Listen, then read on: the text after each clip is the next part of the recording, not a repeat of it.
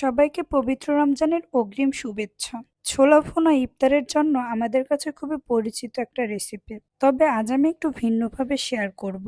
আজকের রেসিপি ইফতারি special healthy mixed ছোলা ভুনা। হেলদি ছোলা ভুনার জন্য প্রথমে আমি 200 গ্রামের মতো ডাবলি বুট ও 300 গ্রামের মতো ছোলা বুট সিদ্ধ করে নেব। সিদ্ধ করার সময় কোনো লবণ বা কোনো ধরনের মশলা দিতে হবে না, তবে খেয়াল রাখতে হবে যাতে প্রপার সিদ্ধ হয়। ছোলা সিদ্ধ হয়ে গেলে একটা কড়াইয়ে সামান্য তেল দিয়ে সিদ্ধ করা ডাবলি ও ছোলা বুটটা দিয়ে দিব, আর সাথে কিছুটা লবণ দিয়ে 2 থেকে 3 মিনিট একটু ভেজে নিব। ভেজে নেওয়া হয়ে গেলে হাফ চামচ পরিমাণ আদা বাটা, হাফ চামচ পরিমাণ রসুন বাটা, পেঁয়াজ কুচি, ফালি করে কেটে নেওয়া 3টি কাঁচামরিচ দিয়ে ভালোভাবে কষিয়ে নিব। কষানো হয়ে গেলে অল্প অল্প করে কয়েকবার পানি দিয়ে রান্না করে নিব, যাতে মশলা ও পেঁয়াজটা ভালোভাবে সিদ্ধ হয়ে যায়। সবশেষে শসা ও টমেটো কুচি দিয়ে পরিবেশন করে নিব।